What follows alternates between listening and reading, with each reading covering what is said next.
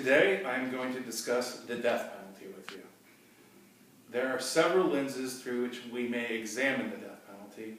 We could talk about the evidence for and against the deterrent effect. We could discuss the relative expense of life sentences versus the death penalty. And we could discuss the moral implications. I will be limiting myself to the moral dimension of the death penalty in this discussion.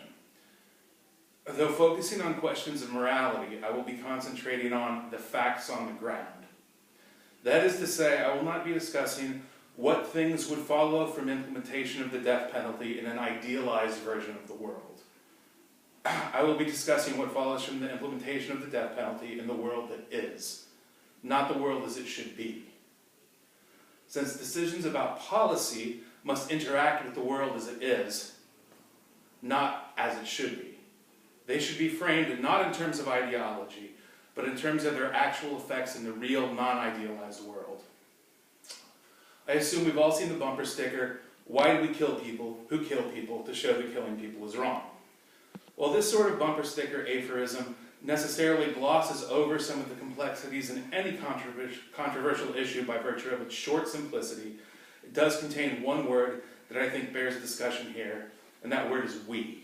Why do we kill people? Because in a representative government like ours, the state is a reflection of the will of its citizens. However, the reality of what we condone when the state sanctions condemning someone to death is for the most part hidden from public view. According to historian René Montaigne, the last public execution in the United States happened in 1936. 20,000 people attended. Reporters at the time compared it to a carnival, and many historians think that those reporters' condemnation of the spectacle helped to end public executions in the United States. Death penalty opponent Jonathan Wallace writes about the execution of Leander Riley in 1953. Riley fought with the guards on the way to the execution chamber and actually fought free of the straps 3 times before being securely strapped in and executed by cyanide gas. He screamed until the end.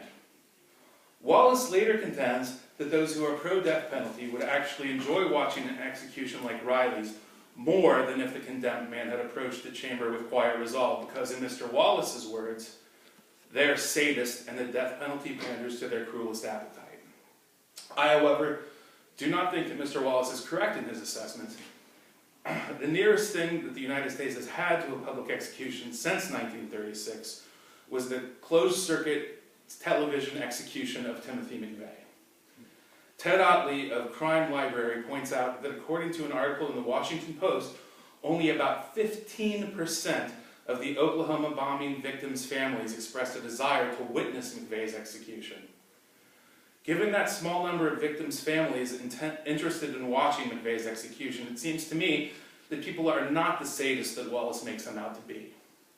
In fact, it seems more like people want to turn away from owning responsibility for state-sanctioned executions in much the same way that many people who eat meat still get angry about hunters killing deer and do not consider the living conditions of the factory-farmed animals that they consume. Or the way in which people in the United States have laws prohibiting child labor and slavery, but happily buy those products cheaply from countries overseas without such labor protections. Rather than being sadist, I think most people are comfortable not facing the actual consequences of their choices when those consequences are ugly and unpleasant. Singer-songwriter and activist Stevie Earle penned in his anti-death penalty song Billy Austin this question: "Could you pull that switch yourself, sir, with a sure and steady hand, and then could you still tell yourself, sir, that you're better than I am?" It seems to me that far from the sadist Wallace makes people out to be, most people would not be willing to pull the switch. But here's the moral quandary there. When we, as the representative governed, implicitly condone execution, all of our hands are on the switch. Hiding the execution from public view obscures this, but it does not make it less true. I also want to discuss the fact that the justice system is run by human beings. Human beings are fallible creatures, and therefore even the best designed justice system is subject to human error. This human fallibility is not a condemnation of the existence of a justice system in general. We all want to live in a civil society, and a system of laws helps create that civil society, even though it is necessarily imperfect. The fallibility of the system, however, is a serious concern when it comes to the implementation of the death penalty. A rational system of justice would acknowledge its own fallibility and create policies for redress of errors. For instance, it would make sense that someone who was, say, a successful physician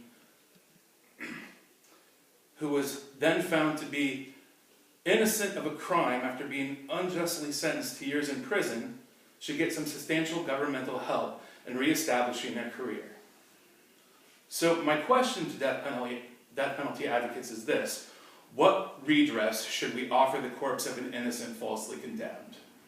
When I have asked this question to death penalty advocates in the past, they have generally responded that there should be such a high standard of proof in cases meriting execution that there can be no doubt of the condemned's guilt.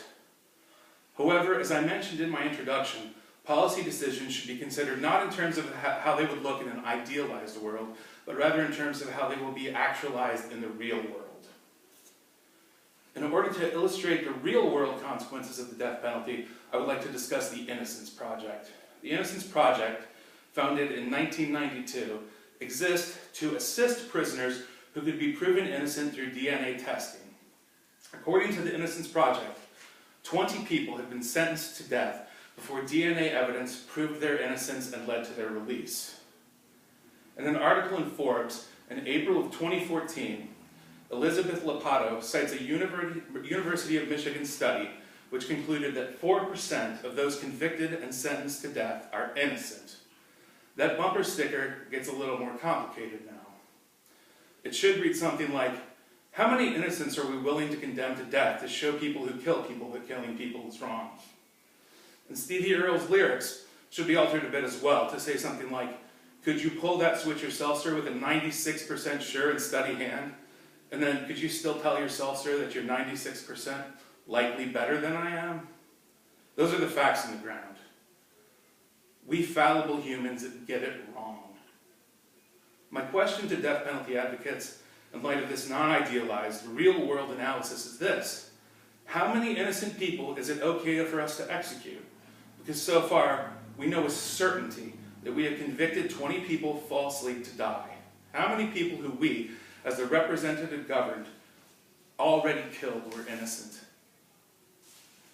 How many falsely condemned to die does it take to make it too many? What number of state-sanctioned killings of innocents is worth holding on to the death penalty?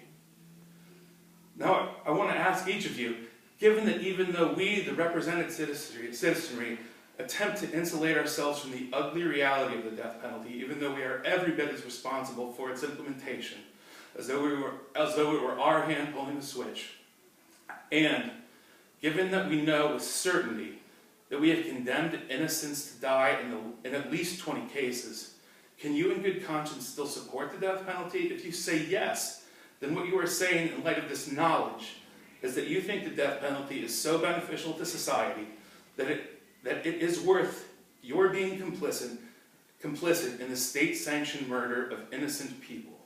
Because remember, policy doesn't have consequences that exist in an idealized world.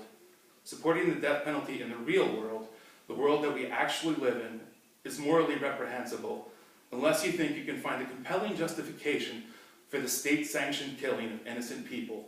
But I don't think that you can. Thank you.